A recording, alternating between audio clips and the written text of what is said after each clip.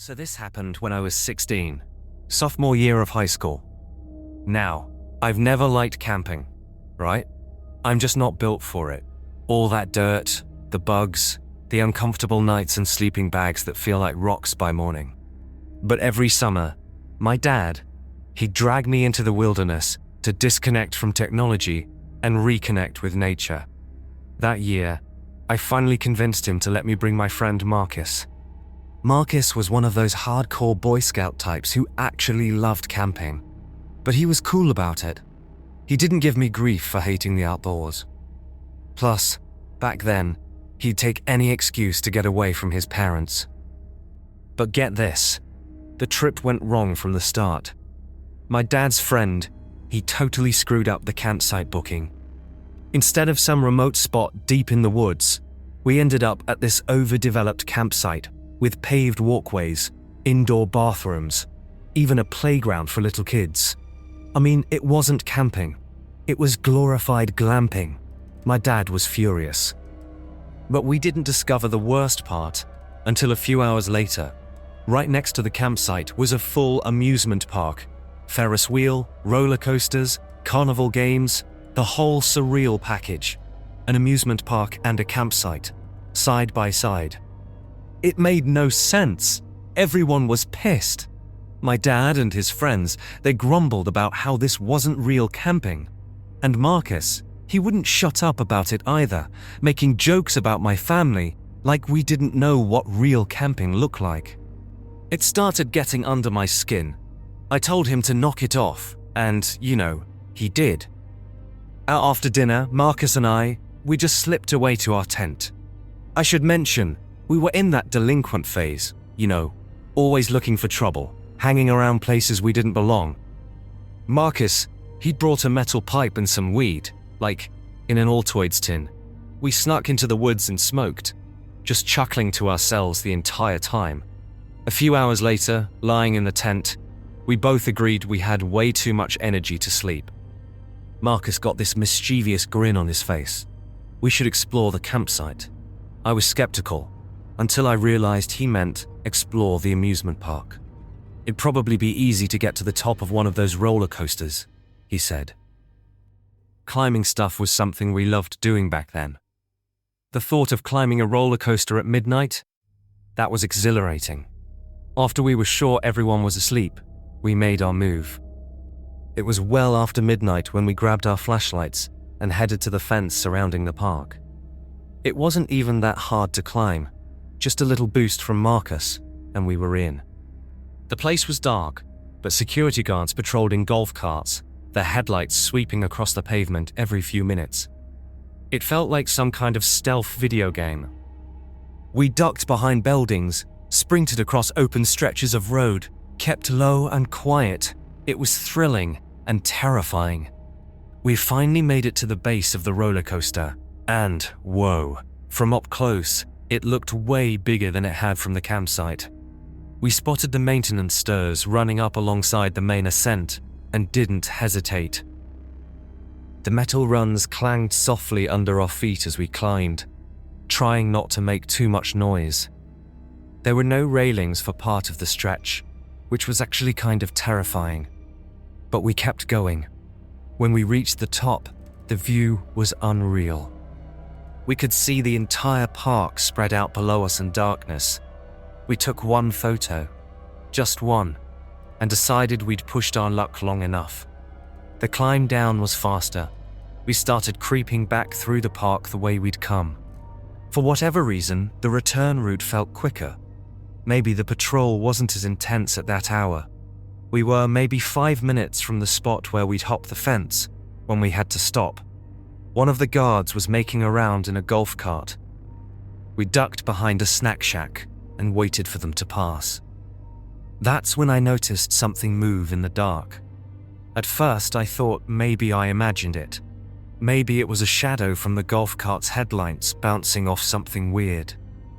But then Marcus tapped my arm and pointed in the same direction. I focused my gaze. About 30 feet away, just barely visible in the darkness between two buildings, was another person. They were crouching down just like us.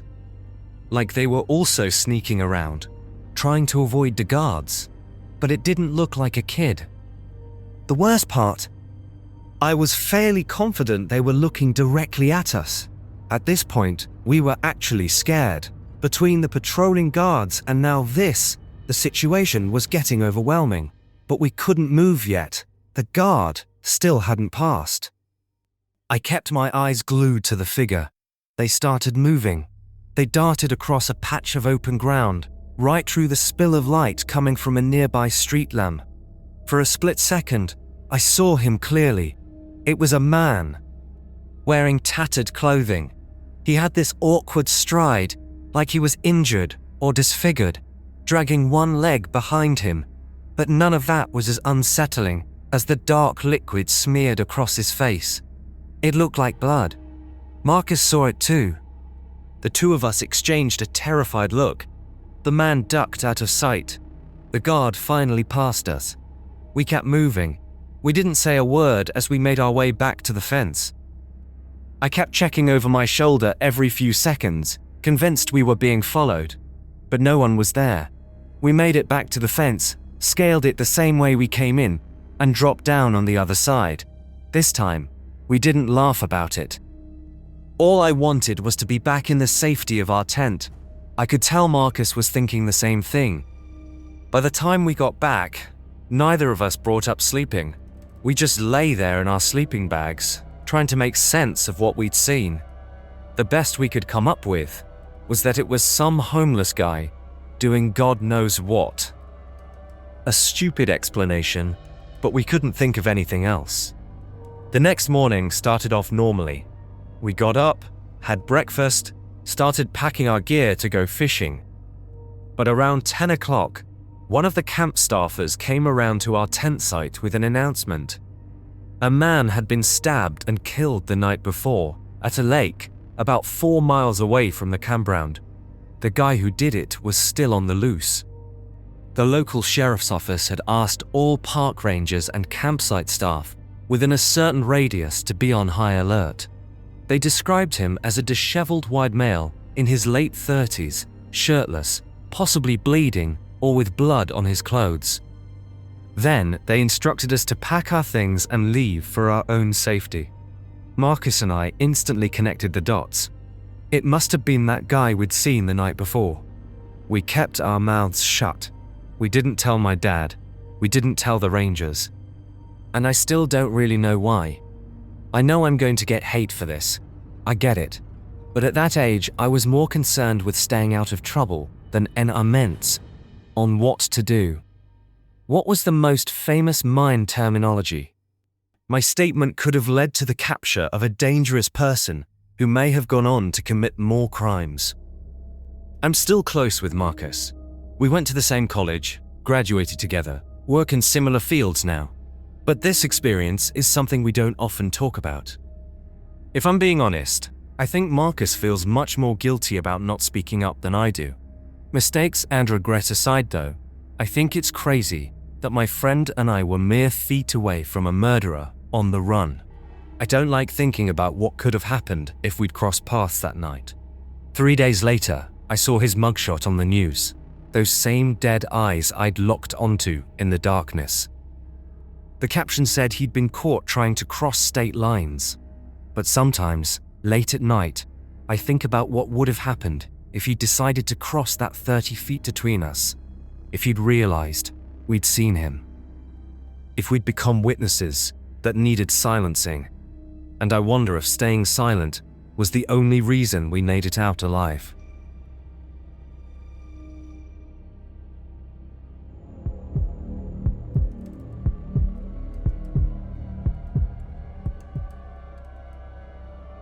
This happened back in October 2016, right when that weird clown hysteria was all over the news. People were posting creepy clown sightings across the country. Most of them were obviously hoaxes, or people just trying to get attention. But as you know, there were a couple of true cases that were downright terrifying. What happened to me was one of them. I was 16, junior in high school. I just finished 7th period, and after saying goodbye to all my friends, I hopped on the uptown train heading home. The train was mostly empty, which was kinda unusual but not unheard of, and I wasn't being very attentive to my surroundings. I had my headphones in, blasting music, Drake probably. To make matters worse, I was reviewing chemistry flashcards on my phone, so I was about as unaware as humanly possible. Never a good idea when traveling alone. But I knew the area well enough to know I'd probably be fine. I was planning to get off at 96th Street and walk home from there. Nothing unusual, just a regular Wednesday. But things went downhill really fast.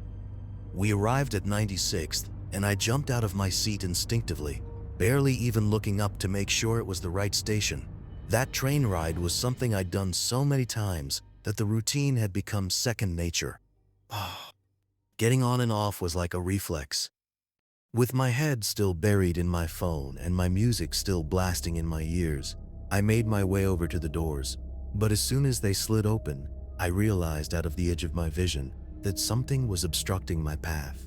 I looked up. Some guy had stepped directly into the doorway. Only it wasn't a normal person. It was a clown. He was wearing the full getup. Oversized rainbow pants, baggy yellow shirt with red suspenders, giant red shoes, and this exaggerated white makeup smeared across his face. Red nose, blue eyebrows, the whole cartoon nightmare. The only thing missing was the wig, just greasy hair plastered to his skull. I was literally frozen in shock at the sight of him. Not only was I caught completely off guard, but until then, I'd never been in such close proximity to something so bizarre. He didn't say anything. He just stood there, not trying to get on the train, but clearly preventing me from getting off. Yeah. I snapped out of my haze and realized I had maybe 5 seconds before the doors would close. I had to do something. I tried to brush past him. But the literal moment I made contact with him, he leaned down in one fluid motion, bringing his face inches from mine. His breath smelled like copper and rot. Before he could grab or restrain me, I sprinted past him. And that's when he lurched forward in an attempt to tackle me. I dodged him and kept running. He started chasing me. It was terrifying. There was no one else around, and I was being chased by a killer clown through an empty subway station.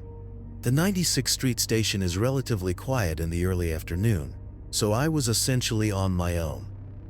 I shot a glance behind me and saw him pursuing me. Only his stride wasn't normal. He was running with this jerky, puppet-like motion, like his limbs were disproportionate or broken. But I was much more focused on what was now in his hand. A kitchen knife. I didn't know where he'd been hiding it or what his intentions were, but I didn't care. I ran up the stairs and out of the station, taking them 3 at a time, and immediately found a cop on the street. I reported the situation. The officer radioed it in. He didn't follow me onto the street, but I was still shaking. The police sent someone down to the station within minutes, but he was gone by then.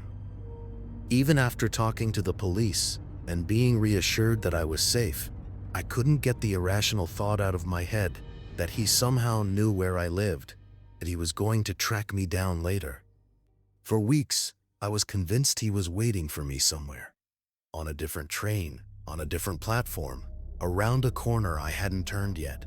I started taking different routes home, different trains, looking over my shoulder constantly. I wouldn't be surprised if my story ended up on the news as one of the many strange clown encounters of 2016, although I can't say for sure. It took me a few weeks to fully get over this experience. But sometimes, late at night on the subway, I still look twice when I see someone standing too close to the doors, someone blocking the exit, and I wonder if he's still down there, still waiting in some station, still looking for someone distracted enough not to notice until it's too late.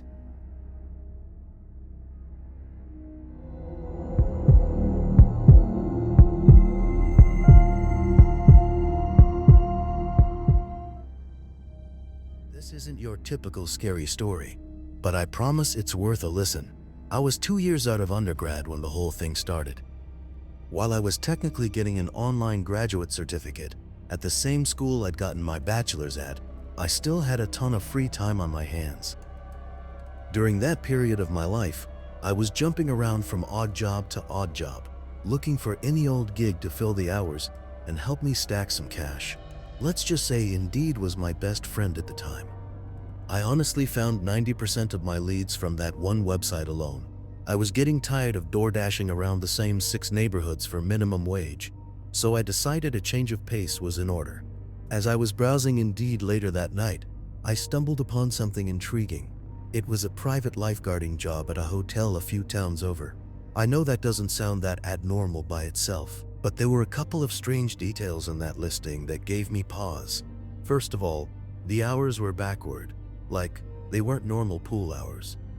You'd expect the typical hotel pool to open sometime in the morning and close sometime in the evening, right?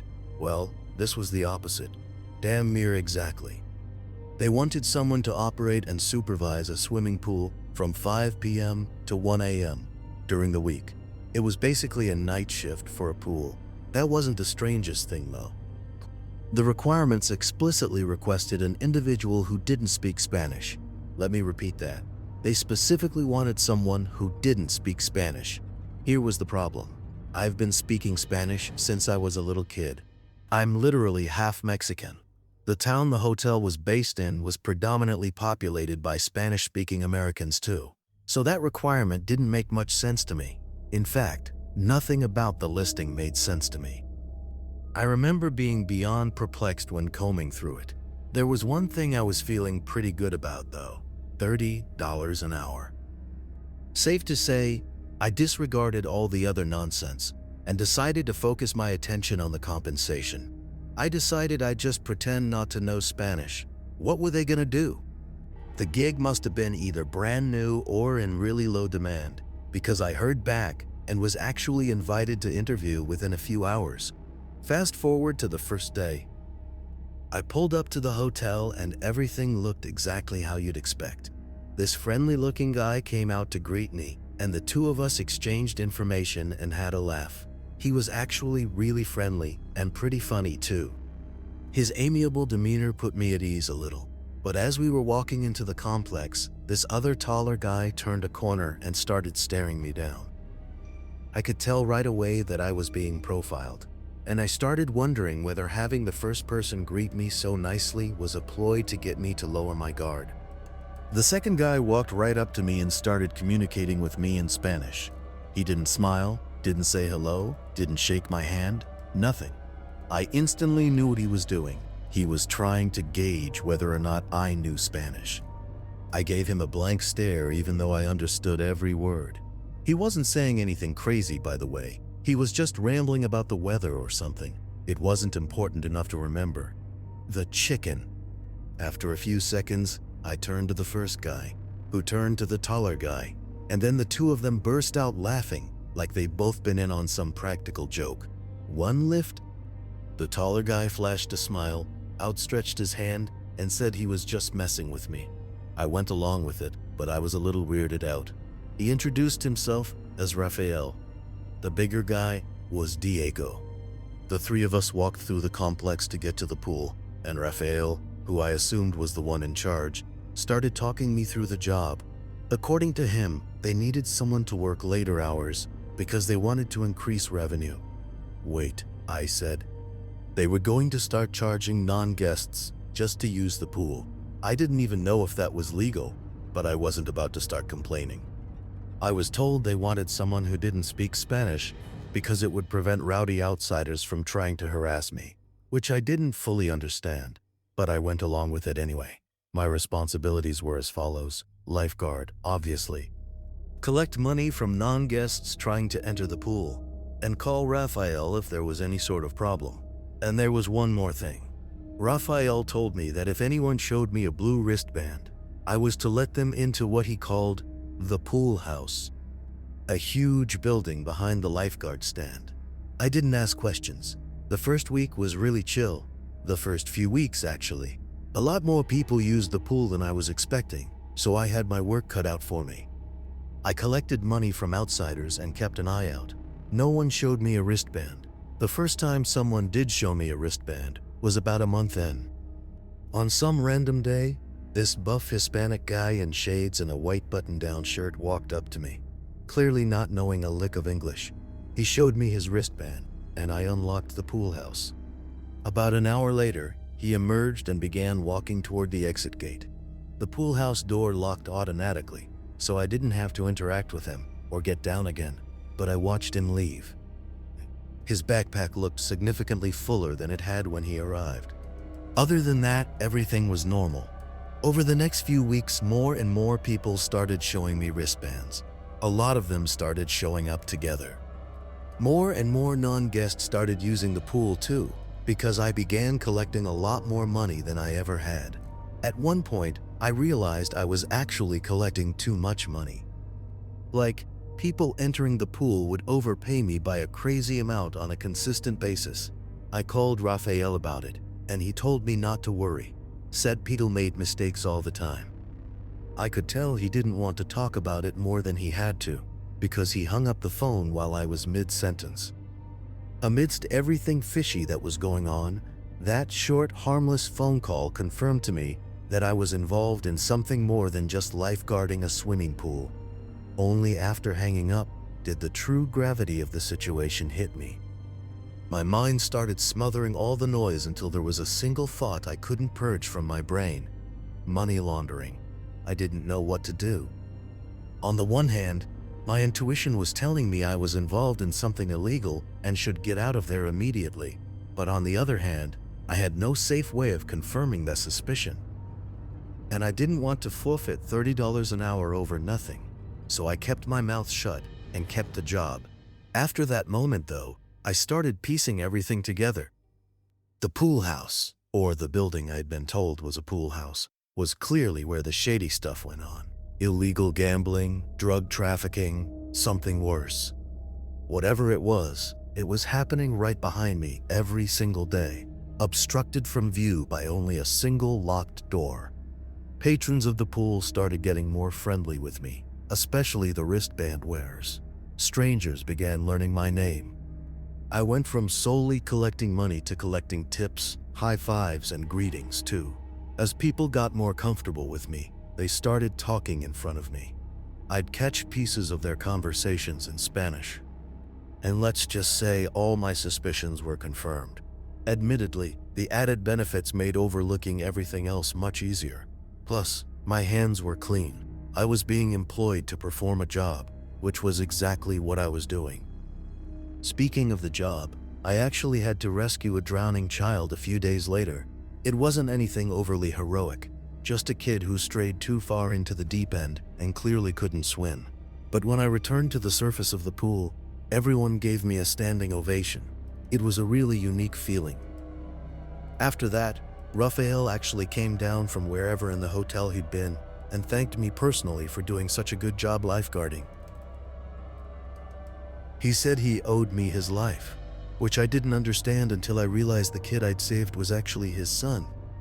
The next day, Raphael, Diego, and a bunch of other dudes, some of whom I recognized as wristband wearers, were all waiting at the gate to greet me with a glass of wine.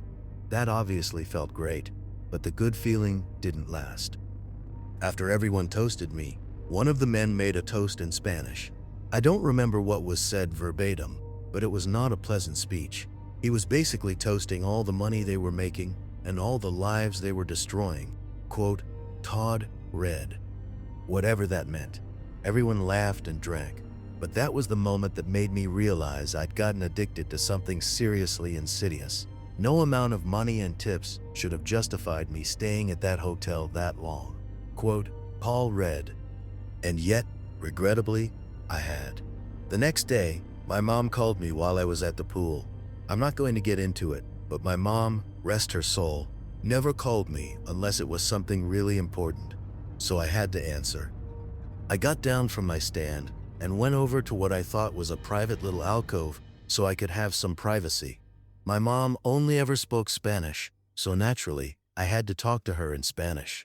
I don't remember what she called me about, but what I do remember is that after hanging up and turning to head back to the pool, Diego was standing directly in my path, staring at me. He did not look like that same friendly guy I'd met on my first day at the pool. After a really awkward pause, he asked how long I'd known Spanish. I played dumb, said I was just practicing it with a friend, wanted to learn, but I knew he saw right through me. He just kept staring at me, like he was contemplating something. My heart started racing. I felt like he was debating whether or not to harm me right there. Eventually, he just said, "Okay," and turned around. I immediately went right back to my post. I debated leaving, but I couldn't force myself out of the chair. They might take that as a sign of guilt. I could have been failing a test. They probably knew where I lived. Those were all thoughts racing through my mind as I prayed for my life, frozen to that chair. A few minutes before my shift ended, Raphael came up to me and told me to arrive an hour early the following day. He had a new opportunity to offer me. Then he tipped me $200 and walked back into the hotel. When I left the hotel that day, I never returned. No way. That situation had no good ending. I don't think I was ever followed home, but for months after that, I was a paranoid wreck. Every van or suspicious-looking car on my street freaked me out. There were nights where I just stayed awake for hours thinking about the situation. Even after all these years, there are things about it I don't understand. They were obviously moving drugs. I get that. But why they'd even need me at all was something I never understood. My best guess? They just needed someone on payroll who could act like a clueless employee if the cops ever stopped by. Who knows? I still think I was really close to losing my life that day, as unlikely as that may seem to anyone hearing this. But I'm telling you, the way Diego was glaring at me, there was one thing on his mind, and one thing only: whether I'd be more useful to him alive or dead, and I got out just in time.